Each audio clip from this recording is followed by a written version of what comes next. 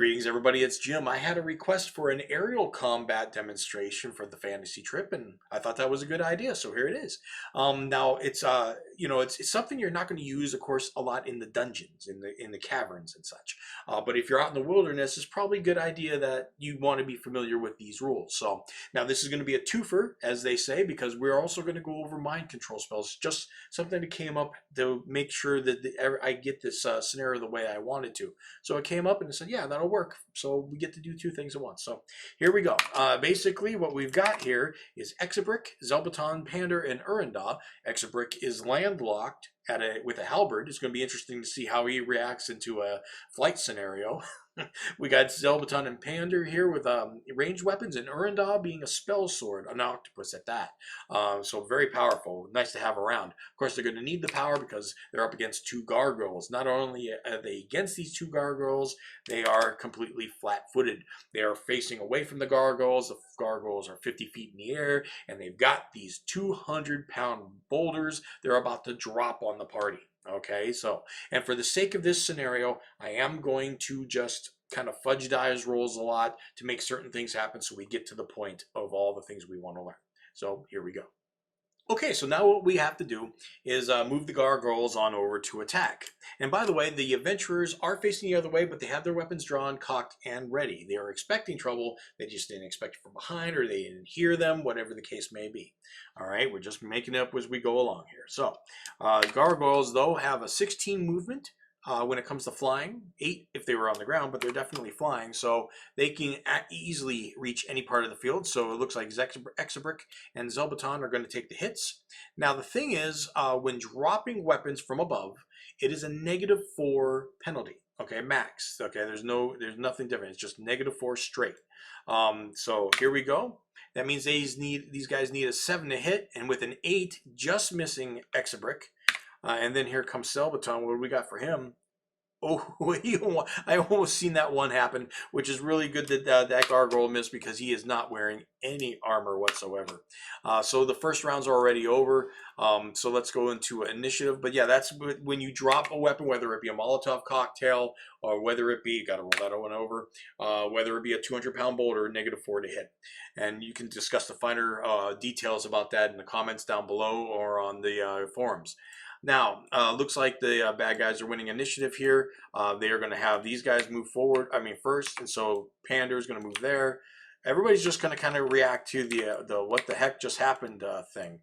So everybody's just going to react pretty stereotypically, one away. And now it is the gargoyles' turn. Since they are 50 feet up in the air, that's approximately, it's about 12 hexes, let's say. I like to, one thing I like to do about mega hexes, I like to say they're 5 feet across, okay, instead of 4. It's just easier for math. 5, 10, 15, 20, 25. Most of the people have added up those numbers all their life. And not saying that I can't do, division by 4, but it's a lot easier. I could just say, 50 feet in the air, 10 hexes. Bam, simple enough. So bam, there we go. They are both going to try to initiate hand-to-hand because that's what they would want to do. All right, so they're swooping in. Yes, they can get into hand-to-hand because their movement is 16. So they can automatically initiate the hand-to-hand. Technically, remember that in hand-to-hand, one of the ways that you can get into hand-to-hand is if your character's against the wall. Now think of it this way. This doesn't say so in the rules, but if you think about it, coming in for hand-to-hand, the ground is technically the wall at that angle. So it makes sense. Now, for the sake and purposes of this, I am going to say that both of these guys fend them off. So these guys are still kind of flying in the air. All right? We're going to assume that they both rolled terrible, and the gargoyles did not initiate hand-to-hand. We want this to keep staying in the air, okay? So what happens to attacks now? Well, we're going to do a little bit of mind control here with, what we got? He's got a dexterity of 12. Well, we got Zelbaton wanting to take a shot. Zelbaton could take a shot now. The hand-to-hand initiation happened in the movement phase. So it didn't have to worry about during the attack phase. So Zelbaton's definitely going to take a shot at 14. Now, like I said, these guys are still considered flying. It's a -4 to hit anything in the air that's flying. Now, he's right basically on top of one. He's 1 hex away now because they technically fended them off. So he's only 1 hex away, but he's still flying. So that's still a -4 to hit any flying creature on top of your negatives, okay? Now there's no negatives for range here, so he's just going to get a -4. Let's see what he does. An 11, he's got a 14. A -4 would be a 10, a total miss. And since he's up in the air, we don't have to worry about him hitting Urundaw. All right, you can say he's still up in the air, so that's what's happening there.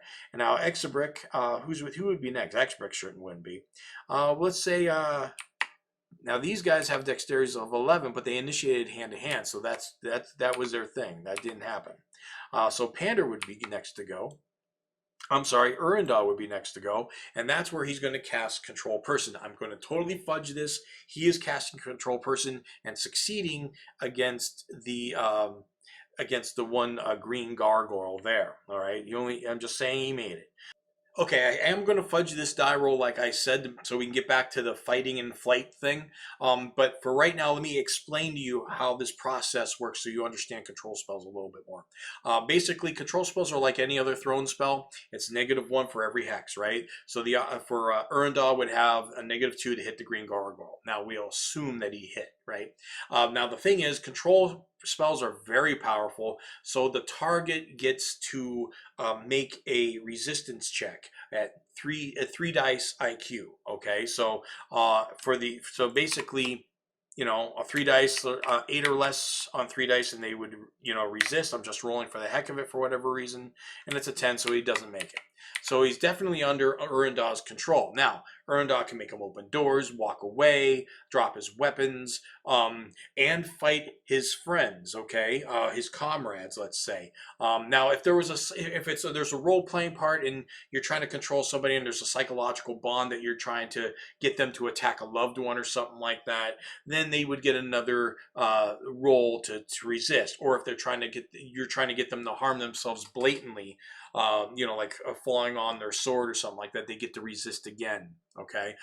Now, as far as attacking the friends, for all we know, these two gargoyles could be brothers, but unless it says something specifically in the role-playing portion of it, just assume that they're acquaintances. They're just working friends, right? So basically they'll do whatever. So that's what's going to happen there. So now that we've taken care of that and that gargoyle is controlled, let's just get through. Pander's going to attack here. He doesn't know that he's being controlled. He doesn't know how spells work and stuff. I didn't know what Urundaw is doing. And so basically he's just going to attack. 12 turns into 8, which is a total miss for him. And then this is not likely. Exabrick with this gargoyle. This gargoyle's still up in the air. He just got taken away from hand to hand there. So let's roll that off. He's going to need to roll critical. Not happening. So the next turn is done. So let's just go to the next turn.